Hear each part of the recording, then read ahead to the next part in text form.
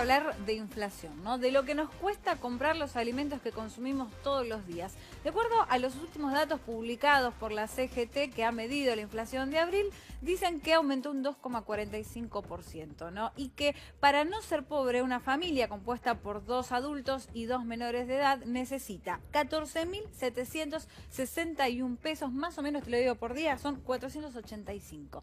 Hay muchos que quedan todavía por debajo de esa línea, pero vamos a tratar de desglosar estos datos con nuestros invitados. Sí, por supuesto, le vamos a dar la bienvenida a Isaac Rudnick, es director del Instituto de Investigación Social Económica y Política Ciudadana, y a Juan Cruz Lucero, economista del CEPA. Gracias por estar a los dos acá. Gracias. Bueno, casi que con estos números que da la CGT, también vimos algunos números del estudio Bain, o sea, están cerquita, por encima del 2%, coinciden casi todos, y que ya casi en lo que va del año estamos en 9% de la inflación, ¿no? O muy cerquita ahí nomás. ¿Hay posibilidad de que se cumpla con la meta inflacionaria del gobierno? El gobierno apuesta a cumplirla con un plan que es restrictivo para los ingresos de los sectores populares. O sea, tiene una combinación de tasas muy altas con una restricción del consumo a través de limitar los aumentos de las retribuciones, ya sea jubilaciones, salarios, asignaciones sociales. Entonces, en alguna medida esa fue la estrategia que usó el año pasado. ¿Funcionó? No.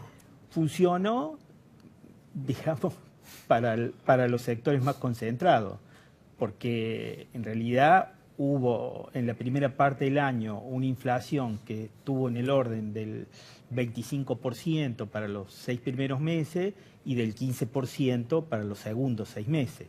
En el conjunto fue el 40%, 42%, con un aumento de los salarios y de las asignaciones, de los salarios sobre todo, de los gremios que la pelearon más y que lograron aumentos más altos.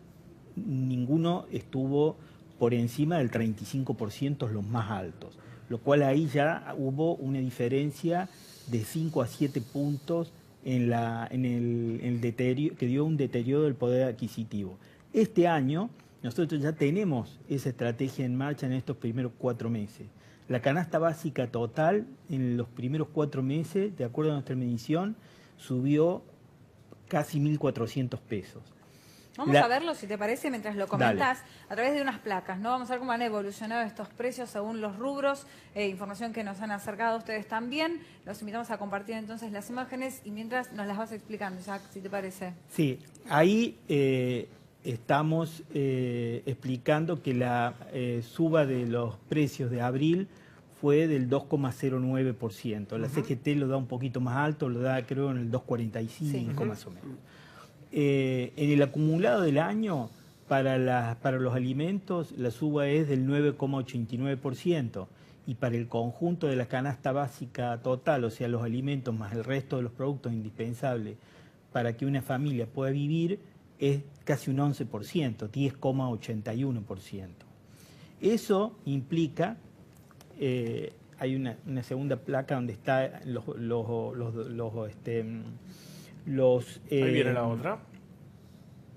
Vamos a cargarla. ¿Qué dice en la segunda placa? Ahí está. Bueno, ahí explica que las canastas básicas subieron el porcentaje del 2,09%. Ahí tenemos más detalles. Aquí es donde estamos explicando el deterioro concreto del poder adquisitivo.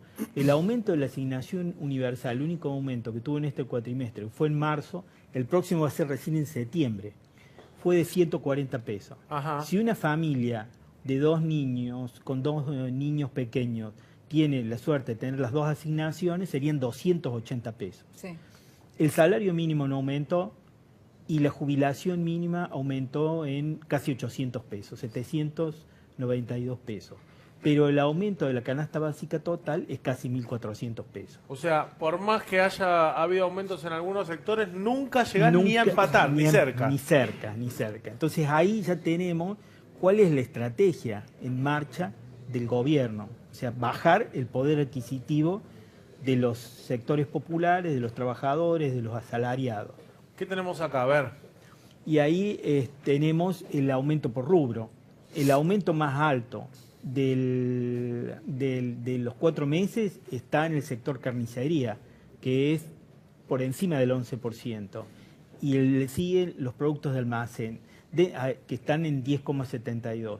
Ahora, dentro de los productos de almacén, que ahí no están desagregados, los que más subieron son los lácteos, son fundamentalmente los lácteos, las leches, los quesos, los yogures. Que están carísimos. Si vos juntás que lo que más subieron fueron los productos de carnicería más los lácteos, son los productos de primera necesidad que tienen los nutrientes más importantes para los niños y para el conjunto de la familia. Le pregunto a Juan Cruz, se conoció que el INDEC va a difundir a partir de julio el IPC nacional. ¿Eso significa que puede haber variaciones en lo que se difunda, digamos, en la medición general? ¿Puede dar a la baja? ¿Qué es lo que se espera de eso? Mira, en principio plantear que es interesante que se plantee algo nacional, porque lo que teníamos hasta ahora no estaba federalizado, si se quiere. Ahora, lo que estamos viendo es una gran disparidad de precios. Lo que veíamos acá no es lo mismo en la ciudad de Buenos Aires que en el interior del país, son diferentes provincias.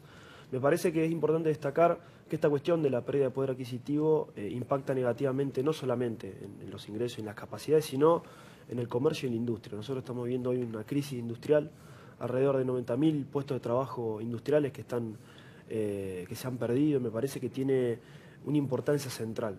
Tengo la sensación de que el gobierno no está mirando esta pata, ¿no? Porque está encarando este problema inflacionario a partir de, como bien se decía, bajar el consumo, enfriar la economía, y agregaría también la apertura de las importaciones, que también se utiliza como elemento para bajar los precios. Pero eso tiene un correlato muy negativo en términos de empleo, por supuesto en términos de pobreza, indigencia, de crecimiento de la desigualdad, y un montón de indicadores sociales. Pero en términos del empleo, y específicamente el empleo industrial, me parece que es la cuestión más sensible que hay que prestarle mayor atención. Pero a ver, Juan Cruz, yo recién lo escuchaba a Isaac y él decía, bueno, tienen que bajar los salarios como estrategia para bajar la inflación, tienen que bajar los salarios, tienen que tener las tasas altas, y tienen que enfriar el consumo, ¿no? Como la receta clásica ortodoxa. Eso está ocurriendo. Sin embargo, si uno hace la interanual, da casi la misma inflación que tuvimos en el 2015. Entonces, ¿por qué no funciona esa receta? Mira, en principio plantear que el año anterior hubo una disparada muy importante de la inflación, muy vinculada a la devaluación, y efectivamente estamos viendo una desaceleración. El problema es a qué costo. Digamos, porque acá no se discute si la inflación es o no un problema. La cuestión me parece más central es cuál es el resultado que tiene esa lucha contra la inflación. A mí me parece que sí, para bajar la inflación hay que destruir el entramado productivo, hay que generar una pérdida de poder adquisitivo generalizado y con lo cual empeoramiento de las condiciones de vida general. Y toda esa cuestión implica mayor cantidad de despidos, suspensión y una crisis laboral. Yo no arreglo, digamos, yo no firmo una solución de esa manera. Me parece que habría que aplicar otro tipo de soluciones, me parece que el problema es mucho más complejo que lo que se entiende, y estas recetas ya han fracasado, son manuales viejos que se siguen utilizando, que los resultados, la historia lo demuestra, son muy negativos para las sociedades en las cuales se las aplica. ¿Ustedes creen que podría significar alguna diferencia aplicar la propuesta de Sergio Massa y Margarita Stolbizer con respecto a disminuir el IVA en 11 productos? Mirá, la propuesta me parece que es muy general, creo que se han realizado algunas críticas bastante importantes, me parece que un poco desconoce la estructura tributaria. De hecho, hay alguna experiencia durante la anterior gestión, el comienzo de la anterior gestión, que se utilizó durante 3 meses y los precios no bajaron, esa renta que quedaba vacante se la apropiaban los comercios. Me parece que la estrategia que se debería encarar es algo más complejo, más a largo plazo. La inflación no es una problemática que se pueda resolver fácilmente. Habría que indagar en las cadenas de valor, quiénes son los que se apropian más de renta, cuáles son los eslabones que dificultan más el traslado de precio, que se apropian más del valor. Se comentaba la cuestión de los lácteos, productores que cobran muy poca plata y los productos son carísimos. Bueno, ¿qué pasa en el medio? Bueno, yo creo que el gobierno debería encarar ese tipo de estrategias a largo plazo, pero no afectando al bienestar general. El tema es que, obviamente, todo este proceso, que tiene que ver con lo que planteaba recién Juan, respecto a la destrucción de empleo en los sectores medianos y de la pequeña y mediana empresa, obviamente produce más concentración. Más concentración implica más, libertad para los sectores monopólicos, que se van convirtiendo en monopólicos o oligopólicos, para fijar los precios para aprovecharse de su situación dominante y ampliar sus márgenes de ganancia. Esto, obviamente, en un contexto en que el gobierno mantiene el dólar bajo anclado. Cuando esto se destape, el impacto sobre los precios va a volver a ser, como mínimo, de la misma magnitud que tuvimos la primera parte del año pasado. ¿Otra vez? Y digamos, hay una coincidencia generalizada de que el dólar está por debajo de su cotización, porque cuando ellos fijaron el precio en aproximadamente 15 pesos, que es la cotización actual, fue a principios del 2016. Desde ahí para acá los precios aumentaron muy por encima del 40%, yo creo ahora llegando al 50%. Entonces ha vuelto, digamos, a generarse esta situación de un desequilibrio entre el aumento de los precios y el dólar anclado. Entonces, esto es una bomba de tiempo. Es una bomba de tiempo que el gobierno no la desconoce, que los hacedores de esta política económica no la desconocen, sino que la están preparando para que explote después de las elecciones. Y la otra cuestión es cuáles son las políticas adecuadas para controlar los precios. Esta propuesta de ir por el IVA sobre los 11 productos, en realidad se plantea como una propuesta transitoria. Yo, el mayor cuestionamiento que tengo a la propuesta es que estamos todos de acuerdo que el aumento de precios radica en una parte sustancial en la cadena de comercialización, que es monopólica. Que son sectores que obtienen ganancias que están por encima de lo que deberían tener. Entonces, las propuestas que debemos buscar son propuestas que no desfinancien el Estado, que no bajen impuestos, porque estamos hablando de sacar el IVA. Sacar el IVA es sacar impuestos. O sea, es seguirle sacando recursos al Estado.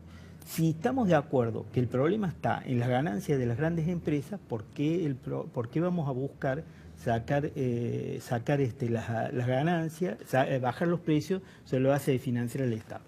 De todas maneras, el proyecto va acompañado de otra propuesta que no es muy conocida y que sería interesante por lo menos poder discutirla. No sé cuán viable es, pero sería interesante poder discutirla, que es la propuesta de que las grandes cadenas de comercialización tengan la imposibilidad de tener en sus góndolas más del 40% de un grupo. La ley de góndolas, que la ley de chica y habilita y le da la posibilidad a los más chicos a que puedan meter sus productos dentro de la góndola para empezar a competir y a partir de allí quizá esa sería una propuesta más interesante. Esperemos.